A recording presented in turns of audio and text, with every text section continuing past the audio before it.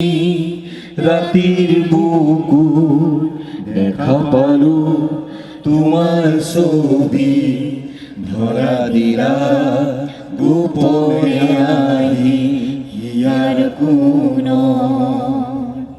তুমি যে মোর শুকান মন নিয়ৰৰে চেঁচাটো পাৰ নামি অহা ৰ'দৰে ৰৈ মোৰ দেহত প্ৰতিপুৱা ধুমুহাৰ সতে মোৰ বহু যুগৰে নাচোন এধাৰো সঁচা মোৰ বহু দিনৰে আপোন নিজান গান মোৰ শেষ ভাবো তোমাৰ বুকু মোৰ বেথা ধুমুহাৰ সতে মোৰ বহু দিনৰে নাচোন এধাৰো সঁচা মোৰ বহু দিনৰে আপোন নিজান গান মোৰ শেষ হ'ব ভাবো তোমাৰ বুকু মায়াবিনী ৰাতিৰ বুকুত দেখা পালো তোমাৰ ছবি ধৰা দিলা গোপনে আহি ইয়াৰ কোন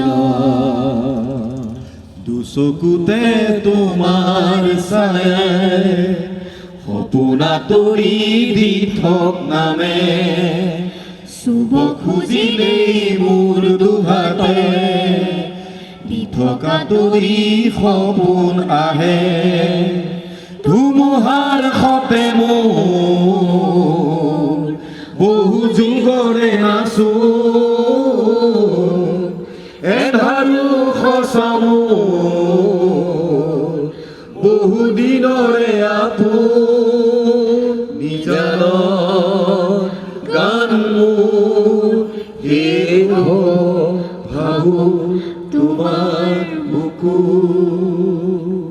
ভূপেন হাজৰিকাৰ পিছতে যি শতবৰ্ষ চলি আছিলে তাৰ মাজতে আকস্মিকভাৱে আমাৰ হিয়াৰ আমঠু জুবিন গাৰ্গৰ যিটো মৃত্যু ঘটিল সেই মৃত্যুত সমগ্ৰ অসম তথা ভাৰতবৰ্ষ তথা বিশ্ববাসীৰ লগতে আমাৰ তেজপুৰবাসী ৰাইজো একে স্তম্ভিত হৈ পৰিছোঁ।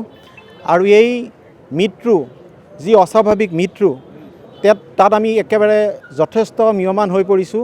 আৰু জুবিন গাৰ্গৰ মৃত্যুত আমি গম পাইছোঁ যে তেওঁ আমাৰ নিজৰ দেহত কেনেকৈ অজানিতে সোমাই আছিল আৰু কিমানলৈকে সোমাই আছিলে আমি মৃত্যুৰ পিছতহে আমি গম পাইছিলোঁ। বিশেষকৈ অনুৰাগীসকলটো অনুৰাগীয়ে যিসকল অনুৰাগী নহয় বিশেষ কিছু সময়ত তেওঁ সমালোচনা কৰিছিলে সেইসকলে কিন্তু আজি যে তেওঁলোকৰ দেহতো জুবিন গাৰ্গ কেনেকৈ সোমাই আছিলে সেইটো এটা তেওঁলোকে আজি উপলব্ধি কৰিছে। আৰু এই জুবিন গাৰ্গ এজন আজি ভগৱানলৈ পৰিৱৰ্তিত হৈছে। কাৰণ কিয় তেওঁ যেতিয়া মানুহৰ মাজত যেতিয়া ভগৱান এজন সোমাই থাকে আমি গম নাপাওঁ তেওঁ তেওঁলোকৰ কৰ্ম কাজে চিনাকি নিদিয়ে যে সেই তেওঁ ভগৱান তুল্য। কিন্তু মৃত্যুৰ পিছত আমি গম পাইছোঁ যে আমাৰ এই মাজত আমাৰ অসমখন আৰু অসমীয়াসকল আমি সৌভাগ্য যে এই এনেকুৱা মহান এজন ব্যক্তি বা ভগৱানৰ তুল্য আমি আমাৰ মাজত পাইছোঁ। আৰু তেখেতে যিটো অসমৰ যিটো সংস্কৃতি বোলছবি জগত ৰাজনীতিৰ ক্ষেত্ৰত প্ৰকৃতিৰ ক্ষেত্ৰত মানৱ দৰ্দীৰ ক্ষেত্ৰত যিখিনি কাম কাজ কৰি থৈ গৈছে এইখিনি অতুলনীয়। কাৰণ এইখিনি সম্পদ আমি জীয়াই ৰাখিব লাগিব। অসমবাসীৰ দায়িত্ব আজিৰ ডেটত বহুত বাঢ়িছে আৰু বিশেষকৈ নতুন প্ৰজন্মই জুবিন গাৰ্গৰ লগত যিটো সম্পৰ্ক সেইটো আমি দেখিছোঁ। আৰু এই নতুন প্ৰজন্মক আমি আগুৱাই নিব লাগিব। তেওঁৰ সৃষ্টিধাৰাখিনি আমি তেওঁলোকৰ মাজত মানে কেনেধৰণে সৃষ্টিৰাজি ৰাখিব পাৰে এইটো চিন্তা কৰিব লাগিব। আৰু লগতে মই এটা কথা কওঁ, তেজপুৰৰ বিভিন্নজন ব্যক্তিয়ে আমাৰ লগত যোগাযোগ কৰিছিলে, বিশেষকৈ অসমীয়া ব্যৱসায় উন্নয়ন পৰিষদ, চেম্বাৰ্ছ অফ কমাৰ্চৰ প্ৰতিনিধিবৰ্গৰ লগত আমাক অনুৰোধ জনাইছিল যে এই অনুষ্ঠানটোত জুবিন গাৰ্গক আমাৰ তেজপুৰত যিখন এখন উৰণীয়া সেতু এখন হৈ আছে, এই উৰণীয়া সেতুখন যাতে জুবিন গাৰ্গৰ নামত নামাকৰণ হয়, এই কথাষাৰ আমি আজি এই কাৰ্যসূচীৰ দ্বাৰাই আমি অসম চৰকাৰ তথা মুখ্যমন্ত্ৰীলৈ আমি অনুৰোধ জনাইছোঁ যাতে আমাৰ তেজপুৰবাসী ৰাইজো এই উৰণীয়া সেতুখন আমাৰ জুবিন গাৰ্গৰ নামত নামাকৰণ কৰে। ধন্যবাদ। আমি শ্ৰদ্ধাঞ্জলি দিবলৈ ইয়াত গোটেই তেজপুৰ ব্যৱসায়িক সংস্থাৰ প্ৰত্যেকটো ব্যৱসায় প্ৰতিষ্ঠানৰ পৰা মানুহ একত্ৰিত হৈছে। আমি কেতিয়াও ভবা নাছিলোঁ যে জুবিন দা আমাক অকস্মাত এৰি গুচি যাব। তেওঁ জীয়াই থকা অৱস্থাত আমি পৰিকল্পনাও কৰিব নোৱাৰিলোঁ যে মানুহ ঢুকালে এনেকুৱা মানুহ নাকান্দে। তেওঁ নিশ্চয় ঈশ্বৰৰ এটা ৰূপ আছিলে। আমি তেওঁ জীয়াই থকা অৱস্থাত তেওঁক চিনি নাপালোঁ, আমাৰ দুৰ্ভাগ্য। কিন্তু তেওঁ জীয়াই থকা অৱস্থাত যিখিনি মানুহৰ মাজত থাকি যেনেকুৱা মানুহক সহায় কৰিছে, যেনেকুৱা তেওঁৰ কলাৰ কাৰণে তেওঁ অসমৰ এটা সম্পদ বুলি প্ৰচলিত হৈছিলে। যেতিয়া জুবিন দাক সোধে যে অসম কিহৰ কাৰণে ফেমাছ আছে, তেওঁ ক'লে অসমত তেল, অসমত গড়, অসমত জুবিন দা। তেওঁ এটা সম্পদ হিচাপে আছিলে, থাকিব, আৰু আমি এইখিনি বস্তু এতিয়া অনুভৱ কৰি আছোঁ। যদি তেওঁ নাই, কিন্তু তেওঁ স্মৃতি সদায় অমৰ হৈ যাব। তেওঁ আমাৰ মাজত নাই বুলি আমি কেতিয়াও পৰিকল্পনা কৰিব নোৱাৰোঁ। তেওঁ যেনেকুৱা আয় কৰিছিলে সেই হিচাপত মানুহক মাজত সেইখিনি পইচা ব্যয় কৰিছে, মানুহক সহায় কৰিছে, ইমানেই সহায় কৰিছে যে প্ৰত্যেকটো মানুহ আমি চাব পাৰোঁ কেনেকুৱা কান্দি কান্দি অৱস্থা নোহোৱা হৈছে, পগলা হৈ গৈছে।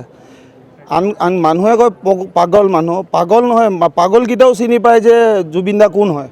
গতিকে মানুহ পাগল নহয়, কিন্তু সেই মানুহ আমি ভাবোঁ যে তেওঁ পাগল বুলি, কিন্তু মানুহক কি পাগলৰ নিচিনা সহায় কৰিব পাৰে এই জুবিন দাই আমাক দেখালে।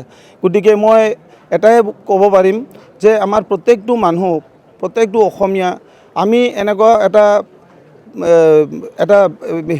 আমাৰ ল'ব লাগিব যে আমি যিয়ে কৰোঁ আমি আমাৰ ওচৰৰ মানুহবিলাকক কেনেকুৱা সহায় কৰিব পাৰোঁ, তেওঁক হাঁহি এটা দিব পাৰোঁ, তেওঁক আমি যি আয় কৰোঁ সিহঁতৰ লগত মিলাইখিনি আমি একেলগে খুচিকৈ থাকিব পাৰোঁ। তেওঁৰ এইটোৱে এটা আশা আছিলে যে অসম কেনেকুৱা আগবাঢ়ি যায়, কেনেকুৱা অসম এটা সোণালী অসম হয়। আৰু তেওঁ এইখিনি বস্তু আমাৰ পলিটিক্সৰ কাৰণেও কৈছিলে যে আমি এতিয়া এই একেই চেহেৰা নহয়, নতুন প্ৰজন্মক চান্স দিব লাগে। গতিকে মই আশা কৰিছোঁ যে 2026ত নতুন চেহেৰা আহিব, য়াং জেনেৰেশ্যন আহিব, যোনে ফুটবলৰ নিচিনা আমাৰ অসমক আগবঢ়াই লৈ যাব। আৰু সেই শক্তিশালী অসমক তেতিয়াহে জুবিন দায়ে সঁচাকৈ শ্ৰদ্ধাঞ্জলি পাব বুলি আশা কৰোঁ। যিকোনো খবৰৰ বাবে যোগাযোগ কৰক 7090173330 লগতে 7099017110 নম্বৰত।